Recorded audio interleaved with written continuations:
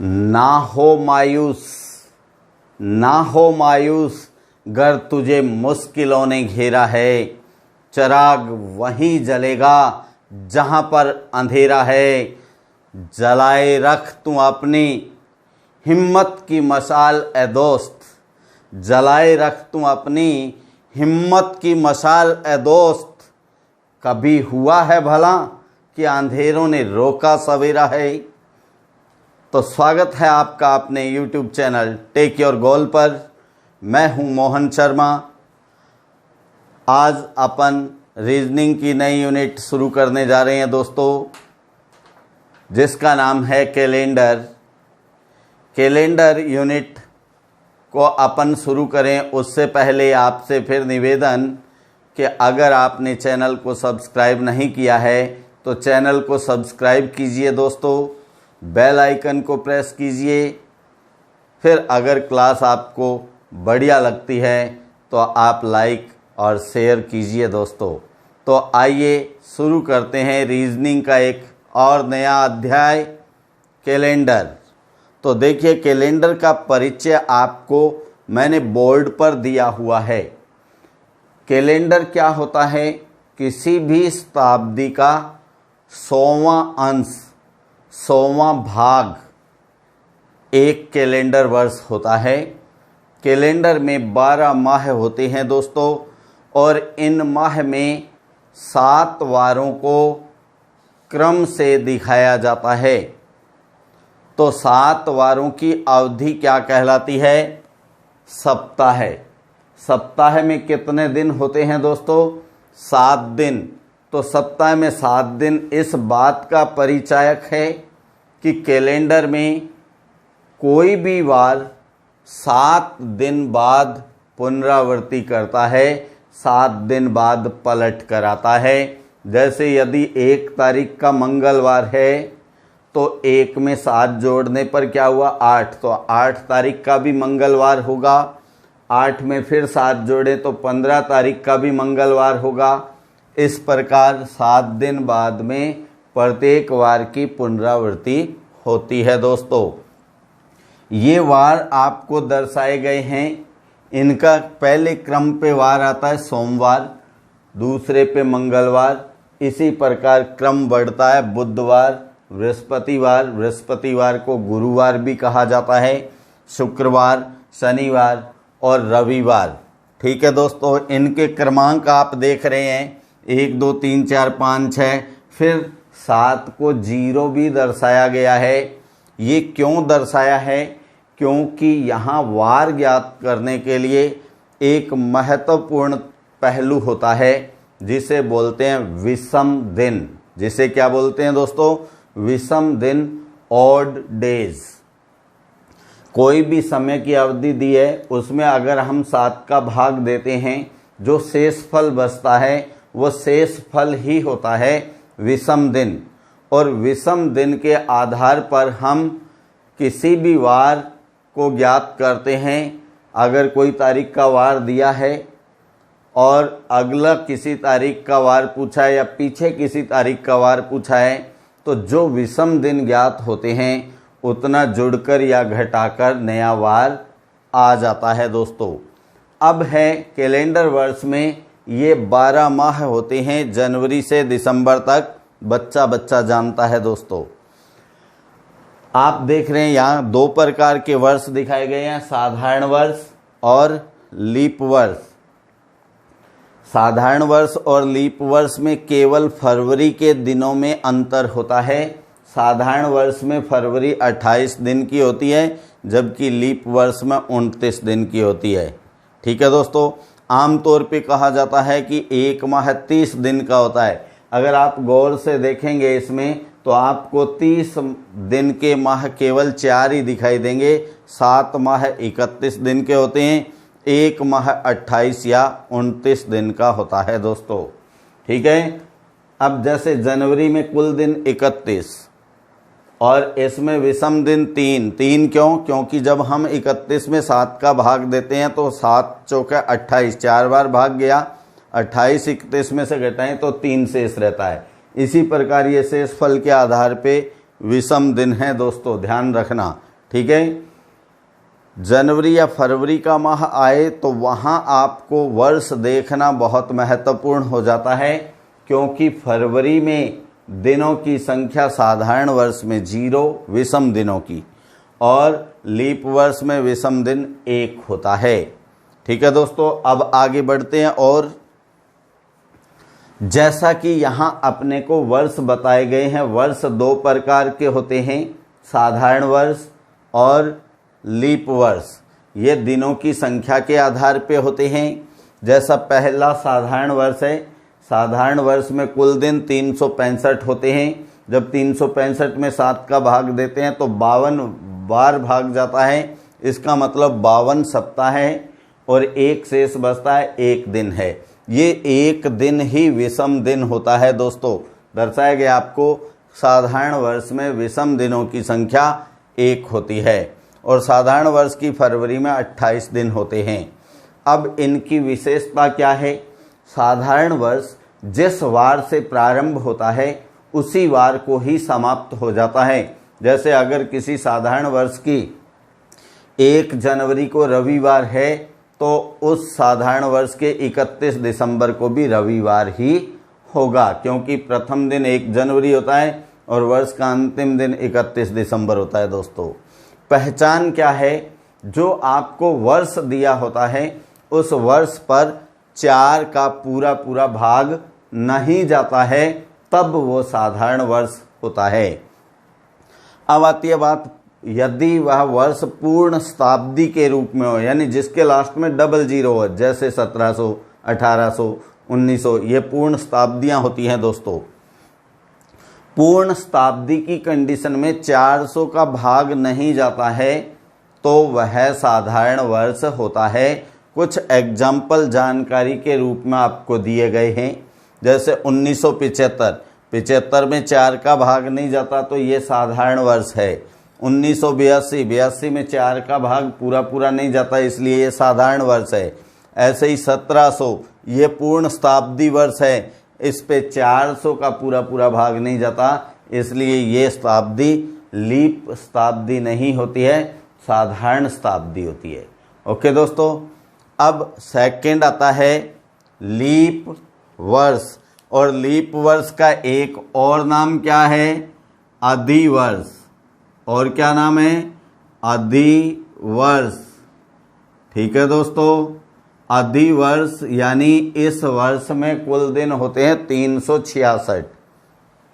साधारण वर्ष की अपेक्षा 1 दिन बढ़ गया तो इसमें 52 सप्ताह और 2 दिन होते हैं, और 2 दिन जो अतिरिक्त है वो ही विषम दिन होते हैं दोस्तों। फरवरी में दिनों की संख्या होती है 29। फरवरी में दिनों की संख्या 29। ठीक है, विशेषता क्या है? जिस वार से प्रारंभ होता है उसके तुरंत बाद वाले वार को समाप्त हो जाता है। लीप वर्ष की 1 जनवरी को अगर सोमवार है तो उसी लीप वर्ष के 31 दिसंबर को मंगलवार होगा दोस्तों। पहचान है, 4 का पूरा पूरा भाग जाता है, और पूर्ण शताब्दी होने की दशा में 400 का पूरा पूरा भाग जाता है। इसके भी एग्जाम्पल आपको दिखाए गए हैं। 1980, 80 पे 4 का भाग जाता है, इसलिए ये लीप वर्ष है। 2020, 20 पे 4 का भाग जाता है, इसलिए ये लीप वर्ष है। 2000 पे 400 का पूरा पूरा भाग जाता है, इसलिए ये लीप वर्ष है। ये इनके एग्जाम्पल है दोस्तों। अब बात आती है शताब्दी की। शताब्दी 100 वर्षों की अवधि होती है। 100 वर्षों की अवधि शताब्दी होती है। ये वर्ष 1 से प्रारंभ होकर 100 तक चलता है। जैसे पहली शताब्दी 1 से 100 वर्ष की है, और 100 के बाद 200 वर्ष तक ये दूसरी शताब्दी, फिर तीसरी, फिर चौथी, इस प्रकार बढ़ती है दोस्तों। तो आपने ध्यान रखना है, 100 वर्षों में विषम दिनों की संख्या 5 होती है। अब कई मेरे भाई कह देते हैं कैसे होती है? तो 100 वर्षों में आप जानते हैं 4 का भाग 100 पे 25 बार जाता है, लेकिन 100 जो है वो शताब्दी है, इस पे 400 का भाग नहीं जाता, इसलिए ये भी कैसा वर्ष है? साधारण वर्ष। तो इस शताब्दी के अंदर हम बात करें तो 76 तो क्या होते हैं, साधारण वर्ष होते हैं, साधारण को सादा लिख दिया है। और 24 कैसे वर्ष होते हैं, लीप वर्ष। ओके दोस्तों, अब यहाँ आप देख रहे हैं साधारण वर्ष में विषम दिन होता है 1, तो 76 वर्षों में कितने दिन हो गए, 76 वर्षों में 76 दिन हो गए। और 24 लीप वर्ष है, लीप वर्ष में विषम दिन होते हैं 2, तो 24 को 2 से गुणा करें, 24 दूनी 48, इनको हम जोड़ते हैं तो कितना योग आ जाता है, 124। 124, इस 124 में आप 7 का भाग देंगे, 124 में 7 का भाग, 7 एकम 7, 12 में 7 गया 5, नोट किया 4, 54 पे दें भाग, 7 7 है 49, तो क्या बचा दोस्तों, 5। ये 5 जो बचा है वो विषम दिन है। ओके दोस्तों, अगले 100 वर्षों में फिर 5 बचेंगे, तो 5 ऑलरेडी है, 5 और 5 10, 10 पे 7 का भाग देंगे तो शेष क्या आएगा, 3। ओके, फिर अगले 100 वर्षों में फिर इसमें 7 जोड़ें, क्योंकि 5 जोड़ना है, 5 दिन होते हैं ना, 5 और 3 8, 8 में 7 का भाग दें तो शेष 1। अब इसमें 5 नहीं जोड़ना है, क्योंकि ये 400 का इस पे भाग जाता है, तो ये लीप शताब्दी है, इसमें दिन 1 बढ़ जाता है, क्योंकि यहाँ लीप वर्षों की संख्या 25 हो जाती है दोस्तों।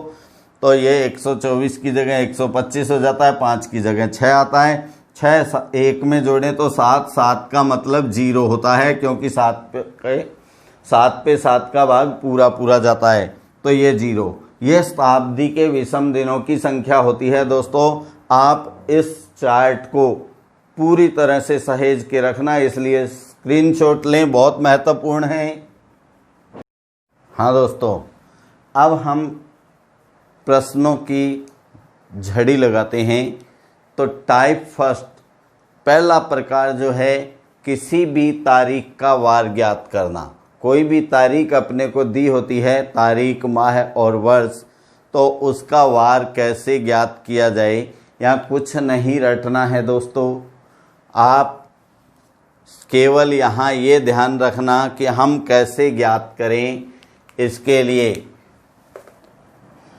400 या गुणज, 400 या 400 के गुणज वर्ष के रूप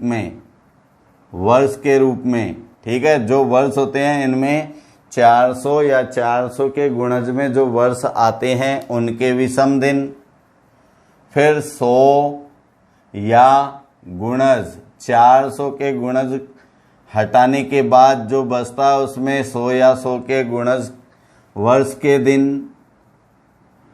के दिन और प्लस वर्ष के दिन प्लस दिन,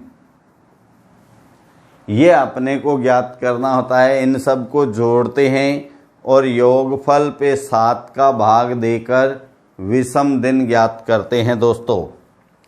अब जैसे अपने को तारीख दी गई है यहाँ 6 मार्च 1988, 6 मार्च 1988, तो यहाँ वर्ष देखें क्या है, 1988।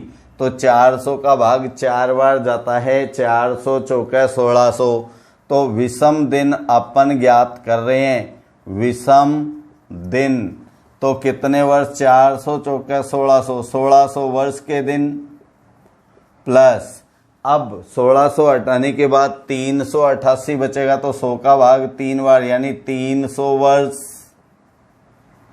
प्लस, अब 6 मार्च है 1988, पूरा वर्ष नहीं हुआ है, तो पूरे कितने वर्ष हो गए, 87 वर्ष, 88 से 1 कम, प्लस 6 मार्च तक, 6 मार्च तक ये दिन अपने को विषम दिन के रूप में ज्ञात करने हैं दोस्तों। 400 हो या 400 का गुणज हो, उनमें विषम दिन होते हैं 0। कितने होते हैं दोस्तों, 0। अब 300 है, 100 में 5 होते हैं, 200 में 3 होते हैं, 300 में 1 होता है, तो 300 वर्षों में विषम दिन 1। चार्ट आपको पहले बता दिया गया है। अब जितने वर्ष होते हैं, यहाँ ध्यान देना, जितने वर्ष होते हैं उतनी संख्या तो आती ही है, प्लस इन 87 वर्षों में लीप वर्ष कितने आए, यानी 87 पे 4 का भाग पूर्णांश के रूप में कितनी बार जाता है। तो आप देखें 4 दूनी 8, कुछ नहीं बचा, 4 एकम 4। अब जो 3 बचा है वो पॉइंट लाएगा, तो पॉइंट नहीं देना है। और इसके बाद में क्या है, 6 मार्च तक।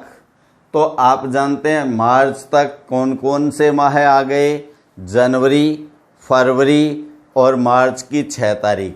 तो जनवरी में कितने दिन होते हैं, विषम दिन, क्योंकि जनवरी में 31 दिन, 7 का भाग देते हैं तो ये 3 दिन जनवरी के हैं।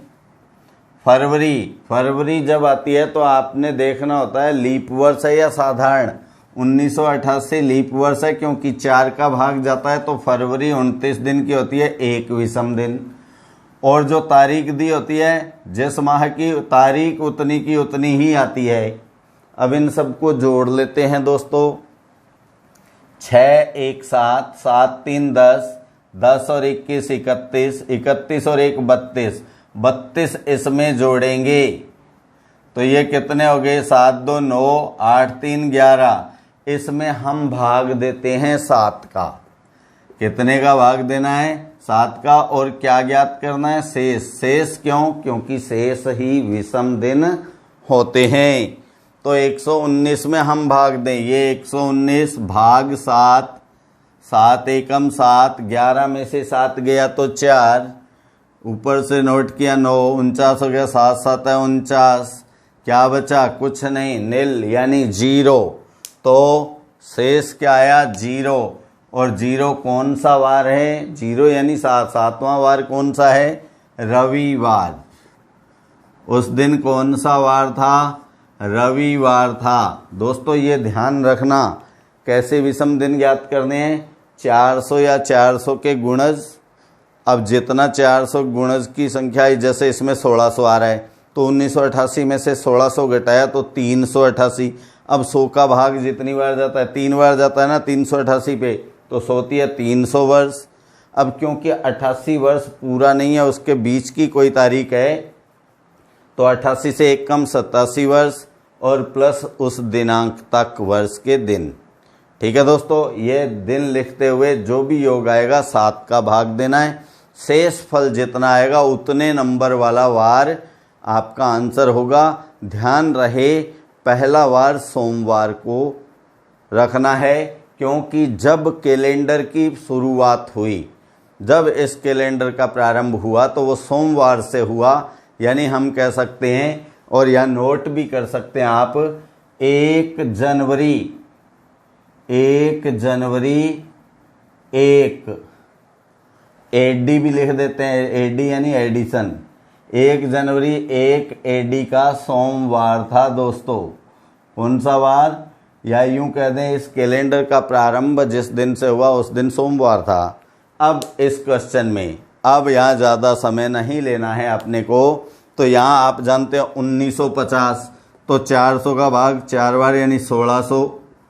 1900 में से क्या बचा, 300। अब क्योंकि ये 50वें वर्ष की जनवरी चल रही है, तो 49 वर्ष हो गए ना पूरे, 49। ये सारे क्या हैं, वर्ष हैं। ठीक है, ये भी वर्ष है, ये भी वर्ष है, ये भी वर्ष है। अब क्या रह गया, कितनी तारीख, 26 जनवरी। 26 जनवरी। ओके दोस्तों, अब यहाँ दिन लिखते हैं। 1600 वर्षों में 400 के गुणज कितना भी हो, उनमें विषम दिन 0 होते हैं दोस्तों। 300 में 1। ठीक है, 49 का 49 लिखते हैं। 49 पे 4 का भाग यहीं दे दिया करें, 4 एकम 4, 4 दूनी 8। पॉइंट नहीं लेना है। अब क्योंकि जनवरी पहला ही महीना होता है, तो 26 जनवरी तक उस वर्ष के 26 ही दिन होते हैं। इनको जोड़िए, 1 और 49 50, 50 और 12 62, 62 इसमें जोड़ दो तो क्या आ गया, 8 6 2 8, 88। तो 88 भाग 7 शेष क्या आया? शेष देखो 7 एकम 7, 1 बचा 18 हो गया, 7 दूनी 14, 18 में से 14 गया 4, 4 यानी चौथा वार कौन सा है? ये 4 हैं। पहला सोमवार, दूसरा मंगल, तीसरा बुध, चौथा गुरुवार या बृहस्पतिवार। ये 4 शेष आया ना, तो कौन सा वार? बृहस्पतिवार, या बृहस्पतिवार को क्या बोलते हैं? गुरुवार। ओके दोस्तों, क्वेश्चन नंबर 3 जनवरी 2001, तो 400 का गुणज क्या है? 400 पंजे 2000, तो 2000 वर्ष। ठीक है, अब 2000 के बाद 1 आ रहा, तो लेकिन 1 पहले वर्ष की तो 3 जनवरी दी है, पूरा वर्ष तो वही नहीं, तो क्या लिखें? 3 जनवरी तक, 3 जनवरी तक। तो 2000 वर्षों में 0 दिन, 3 जनवरी तक 3 दिन, 3। अब क्योंकि ये संख्या 7 से छोटी है तो यहाँ 7 का भाग देने की जरूरत नहीं है। तीसरा दिन कौन सा होता है दोस्तों? पहला सोमवार, दूसरा मंगल, तीसरा बुधवार। तो क्या आंसर आ जाएगा? बुधवार। ओके दोस्तों, क्वेश्चन नंबर 4। अब यहां क्या है? 1800, 1800 में 400 का भाग 4 बार, तो 1600 वर्ष हैं। 1600 घटाया तो क्या बचा? 289। तो 200 पे 100 का भाग 2 बार, यानी 100 दूनी 200। अब 89 वर्ष की तो तारीख है, इसलिए वर्ष कितने? 88। ये वर्ष हैं, बस ध्यान रखना वर्ष।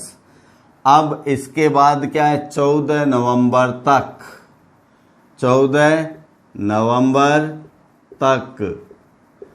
ओके दोस्तों, यहां आप चाहें 14 नवंबर, क्योंकि नवंबर क्या है? वर्ष के लास्ट वाले महीनों से संबंधित है, तो आप 14 नवंबर तक के दिन ज्ञात करने के लिए जनवरी से ज्ञात करो तो ज़्यादा लिखना पड़ेगा। आप जानते हैं दिसंबर रह गया 31 दिनों का, और नवंबर में 30 दिन होते हैं, तो ये तारीख उसमें से घटाएं तो कितने दिन बाकी रह गए? 16। ये 47 दिन ही बाकी हैं इस वर्ष के, तो पूरे वर्ष में से आप 47 घटा दें। 89 साधारण वर्ष है, 365 में से आप 47 घटा देंगे तो देखिए क्या बचा? असली 15, 15 में 7 गया 8, यहाँ 5 रह गया। ठीक है, 5 में से 4 गया 1, 3 का 3, 318 दिन लिख देंगे दोस्तों यहाँ। तो यहाँ 1600 वर्षों में 0 दिन, 200 वर्षों में 3 दिन, क्योंकि 500 में होते हैं, 200 में 5 5 10, 10 में 7 का भाग दें 3। 88 पे 4 का भाग, 4 दूनी 8, 4 दूनी 8। और यहाँ नवंबर तक कितने किया हमने? 14 नवंबर तक 318। ओके दोस्तों, इनको जोड़ लेते हैं। 3 8 11, 2 13 और 8 21। 21 का 1 हासिल, 2 हासिल, याद रखना आप। अब 2 को याद क्या रखना है? पहले ही जोड़ लो। 2 और 8 10, 10 2 12, 12 और 1 13, 13 का 3 हासिल, 1 और 3 4। ओके दोस्तों, 431 भाग 7। अब 7 का भाग दें, 7 6 है 42, तो 43 में से 42 गया 1, 11 हो गया। 11 पे 7 का भाग, 7 एकम 7, शेष क्या आया? शेष 4। और चौथा वार क्या होता है? पहला सोम, दूसरा मंगल, तीसरा बुध, चौथा बृहस्पतिवार। तो आंसर आ गया बृहस्पतिवार या गुरुवार। चाहे बृहस्पतिवार आ जाए ऑप्शन में या गुरुवार आ जाए, एक ही बात है। क्वेश्चन नंबर 5, 5वां प्रश्न है, ध्यान दें। 7 मार्च 1996 को कौन सा वार था? ठीक है, तो 400 का गुणज इसमें क्या आया? 1600 वर्ष, फिर 300 वर्ष, ये 1900 हो गए ना।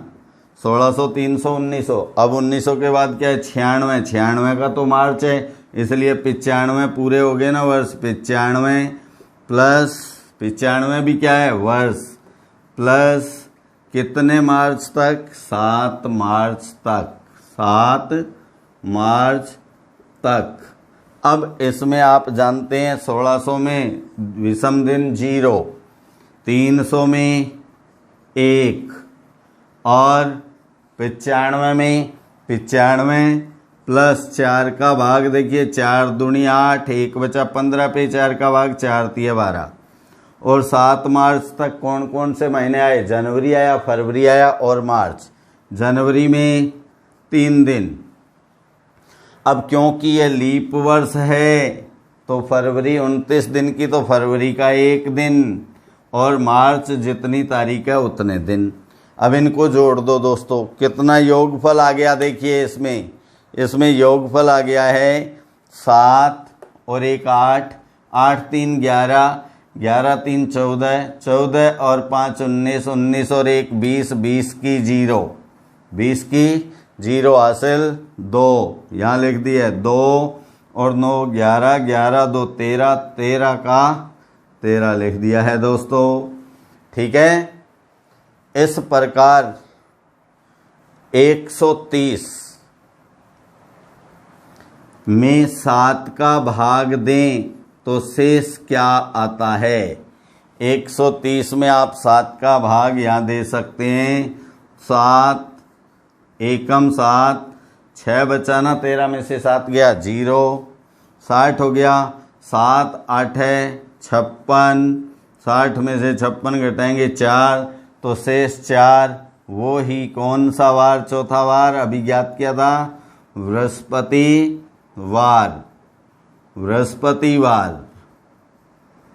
बृहस्पतिवार या गुरुवार।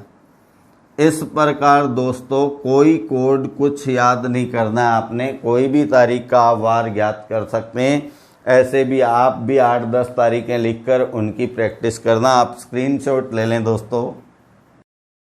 हाँ दोस्तों, अब आता है टाइप सेकंड, टाइप नंबर 2। किसी भी तारीख का वार अगर अपने को दिया है तो उसके आधार पर अन्य किसी तारीख का वार ज्ञात करना, ये टाइप सेकंड में हम सीखेंगे। देखिए प्रश्न नंबर 1 को, यदि 25 मार्च 2007 का रविवार रहा हो, 25 मार्च 2007 का रविवार, तो बताइए 12 अगस्त 2007 का वार कौन सा था। तो अपने पास जो वर्ष है वो वर्ष कैसा है, वर्ष दोनों समान है, ये भी 2007 है, ये भी 2007 है, तो वर्ष का कोई महत्व यहाँ नहीं है। अब अपने को क्या करना है, 25 मार्च से 12 अगस्त तक दिन लिखने हैं। दिन कैसे, दिन विषम दिन। तो यहाँ आप देखें मार्च से अगस्त तक लिखें। जो इसमें पहला और अंतिम माह होता है वहाँ तो जो दिनांक दी होती है उनके अनुसार दिन आते हैं। जैसे अपन यहाँ लिखें 25 मार्च के बाद प्लस अप्रैल प्लस मई प्लस जून प्लस जुलाई। अब अगस्त आ गया ना, तो अगस्त की जो तारीख है वही 12 अगस्त तक, ये अपने को विषम दिन लिखने हैं दोस्तों। तो 25 मार्च के बाद मार्च में कितने दिन होते हैं, क्योंकि मार्च 31 दिन का होता है, उसमें से 25 घटाएंगे तो क्या आ जाएगा 6। अप्रैल 30 दिन का तो विषम दिन 2, मई में 3, जून में 2, जितने दिन होते हैं उनमें 7 का भाग देंगे, शेष आएगा वो विषम दिन। मई में 31 दिन होते हैं, 7 चौके 28, 3 बचा। जून में 30 होते हैं, 7 चौके 28, 2 बचा। जुलाई में 3। अब 12 अगस्त जो अंतिम माह की तारीख होती है उतने ही दिन आ जाते हैं। इन सबको जोड़ दें, 6 2 8 3 11 2 13 3 16 और 12 28। अब 28 में हम 7 का भाग देकर शेष ज्ञात करेंगे। वो शेष ही क्या होते हैं, विषम दिन होते हैं। तो 28 भाग 7 का शेष क्या आया दोस्तों, शेष 7 चौका 28 पूरा पूरा जाता है तो शेष आया 0। जो वार हमें दिया है, जैसे वार क्या दिया है, रविवार, मार्च का वार रविवार दिया, आगे अगस्त का ज्ञात करना है। अगर यहाँ 0 नहीं आकर कोई और संख्या आती तो रविवार में उतने विषम दिन जोड़कर वार ज्ञात करते। अब यहाँ तो 0 आ गई तो वार में कोई परिवर्तन नहीं, कौन सा वार रहेगा, रविवार था, रविवार ही रहेगा। क्यों, क्योंकि 0 जोड़े चाहे घटाएं कोई फर्क नहीं पड़ता, वही वार रहता है। अब नेक्स्ट है देखिए 12 अक्टूबर 2017 का गुरुवार था। तो बताइए 28 जून 2017 का वार कौन सा था। अब यहाँ आपने ये देखना है, ये जो दोनों तारीखें दी है इनमें पहले कौन सा आया। ये ज़रूरी नहीं होता कि पहले जो वार दिया वो लिखें, नहीं, सैद्धांतिक रूप से देखा जाता है कि जो तारीख इनमें से पहले आई है उससे बाद वाली तारीख तक। तो आप जानते हैं जून पहले आया अक्टूबर से, तो यहाँ क्या लिखें, 28 जून से 12 अक्टूबर तक, 28 जून से 12 अक्टूबर तक, क्योंकि 2017 समान है तो इनका कोई महत्व नहीं है। तो यहाँ अपने को माह लिखने हैं। देखिए कौन कौन से माह हो गए, 28 जून के बाद, 28 जून के बाद प्लस जून के बाद कौन सा महीना, जुलाई, प्लस अगस्त, अगस्त के बाद दोस्तों सितंबर, और फिर 12 अक्टूबर तक, 12 अक्टूबर तक ये विषम दिन अपने को लिखने हैं। तो यहाँ आप देखिए 28 जून के बाद, जून टोटल 30 दिन का होता है तो कितने दिन बचे, 2 दिन। जुलाई 31 का होता है तो 31 दिन वाले माह में 3 दिन, अगस्त फिर 31 का होता है 3 दिन, सितंबर 30 का होता है तो 7 चौका 28, 2 बचा 2 दिन, और अक्टूबर 12 दिया है तो 12 का 12। इनको जोड़िए, 2 3 5, 5 3 8, 8 2 10, 10 और 12 22। अब इस 22 पे भाग देंगे 7 का और क्या ज्ञात करेंगे, शेष। आप जानते हैं 7 तिया 21, 22 में से 21 गया तो शेष क्या बचा, 1। अब ये एक विषम दिन है, ये या तो जुड़ता है और या घटता है। जुड़ता कब है, जब अपने से बाद का वार पूछा है तब तो एक दिए गए वार में जोड़ा जाता है, और यदि पहले का वार पूछा है तो घटाया जाता है। अब यहाँ देखें आपने अक्टूबर का वार दिया हुआ है, जून का वार पूछ रखा है, तो पहले का पूछा है तो ये एक जो आया है ये घटेगा, तो क्या आ जाएगा, गुरुवार। ये तो वार दिया हुआ है, ये एक इसमें से माइनस, गुरुवार माइनस 1 का मतलब होता है गुरुवार से तुरंत पहले कौन सा वार, बुधवार। ये बुधवार यहाँ आंसर आ जाता है दोस्तों, बुधवार 28 जून 2017 का बुधवार था।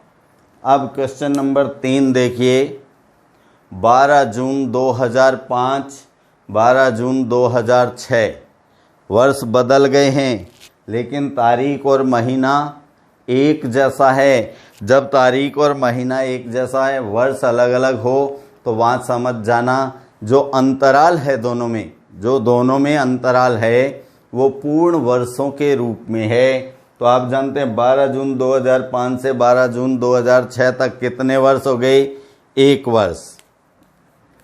कितने वर्ष, 1 वर्ष। 1 वर्ष जो है ये, इसमें अपने को देखना है कि फरवरी देखो कौन से की आई, क्योंकि जून 2005 से आगे बढ़ते हैं तो 5 की फरवरी तो पहले रह गई, 2006 की फरवरी आएगी, 2006 पे 6 पे 4 का भाग पूरा पूरा नहीं जाता, तो 6 क्या है, साधारण वर्ष। और साधारण वर्ष जब है तो इसमें विषम दिन यानी ये एक वर्ष जो है वो कैसा वर्ष है, साधारण वर्ष। ठीक है ना दोस्तों। फरवरी जिसकी आती है उसके अकॉर्डिंग साधारण और लीप होते हैं। तो साधारण वर्ष में विषम दिन कितने होंगे, विषम दिन, साधारण वर्ष में विषम दिन 1 होता है। यह लीप वर्ष होता तो 2 आते। अब क्योंकि 2005 का वार दिया है, 6 का पूछा है, तो 1 जुड़ेगा। तो क्या लिखें, रविवार प्लस 1 बराबर कौन सा आंसर आ गया अपने पास, सोमवार। ये सोमवार फाइनल उत्तर आ जाएगा 12 जून 2006 का। नेक्स्ट क्वेश्चन नंबर 4, 15 अगस्त 1993 का बुधवार रहा हो तो बताइए 10 सितंबर 1995 का कौन सा वार।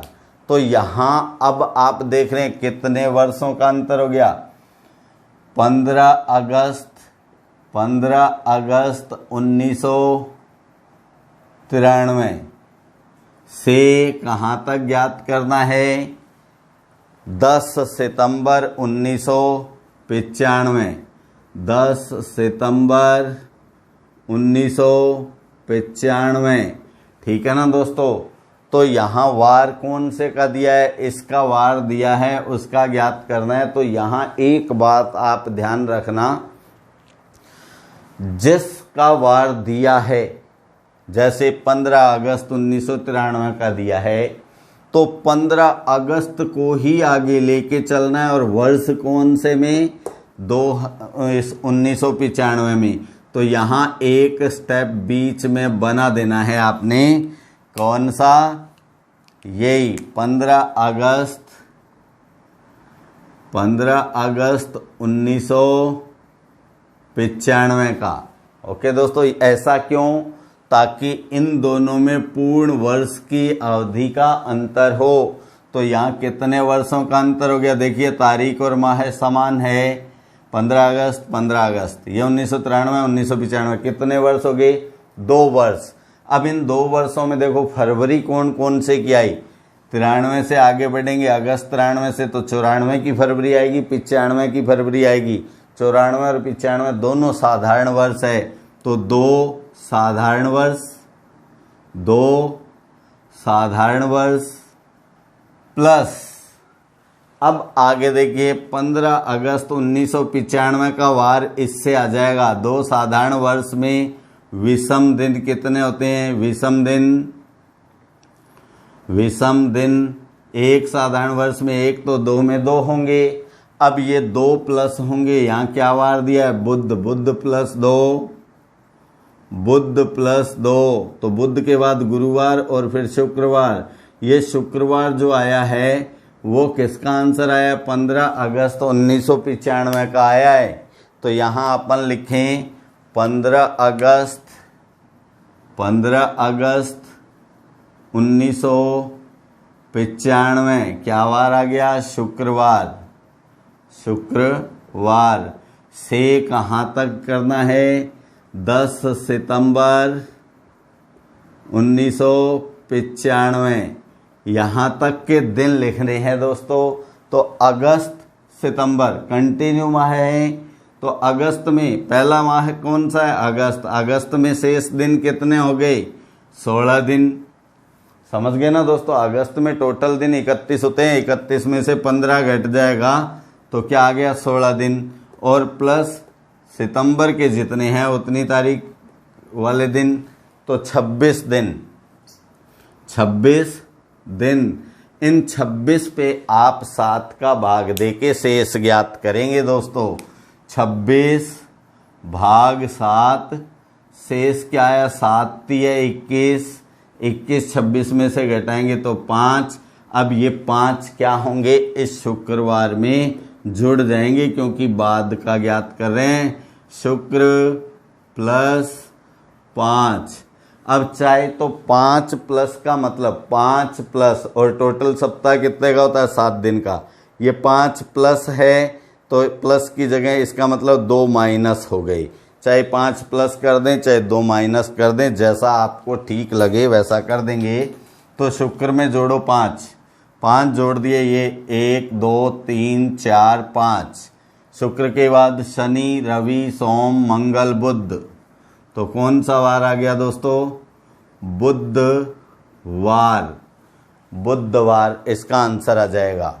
ओके दोस्तों, क्वेश्चन नंबर जो 5 है वो भी बहुत शानदार प्रश्न है दोस्तों। क्या कह रहा है अपने से?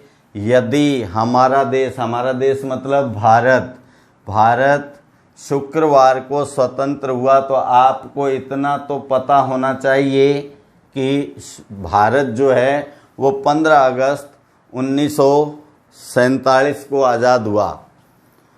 15 अगस्त 1947। तो वार क्या है? दिया हुआ अपने को शुक्रवार। ठीक है, अब क्या पूछा है?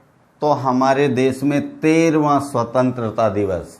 ये बहुत बढ़िया प्रश्न है दोस्तों, बहुत शानदार प्रश्न है। तो यहाँ आप ध्यान रखना, स्वतंत्रता दिवस जितने नंबरवां देता है उससे एक कम वर्ष का अंतराल होता है। जैसे पहला स्वतंत्रता दिवस 1947, तो दूसरा 1948। अब 1948 को तो दूसरा गया, लेकिन वर्ष तो एक ही हुआ ना, तो जितने नंबरवां होता है उससे एक कम वर्ष। तो यहाँ अंतराल क्या होगा? अंतराल 12 वर्ष का। कितने वर्ष का? 12 वर्ष का। अब इन 12 वर्षों में कितने साधारण वर्ष होते हैं? साधारण और लीप। आपने देखना है 4 का भाग कितनी बार जा रहा है? 4 का भाग 3 बार जाता है, तो 3 लीप वर्ष है, बाकी 9 साधारण वर्ष है। 9 साधारण वर्ष में 9 दिन, और लीप वर्षों में 3 2 गुणा 3 दूनी 6 दिन। तो टोटल विषम दिन कितने हो गए? विषम दिन 9 + 6 15 दिन। 15 दिन भाग 7, तो शेष क्या आया? क्योंकि 15 में 7 का भाग देंगे तो शेष क्या आएगा? 1 दिन। ये 1 दिन क्या है? विषम दिन है। दिए गए वार में जोड़ दो, यानी शुक्र + 1 शनिवार। शुक्र + 1 शनिवार। ठीक है ना दोस्तों, ये ध्यान रखना। जितने नंबरवां कहता है, जैसे सपोज दैट 1947, 15 अगस्त तो रहेगा ही। इस दिन कौन सा था? पहला। तो दूसरा कब है? 1948। तीसरा कब है? 1949। चौथा कब है? 1950। इतने से एग्जाम्पल लेते हैं दोस्तों। ये स्वतंत्रता दिवस तो कितने हो गए? 4। जबकि वर्ष देखें तो कितने हुए? 3 वर्ष। तो जितने नंबरवां कहता है, ये चौथा आया। चौथा आ गया ना?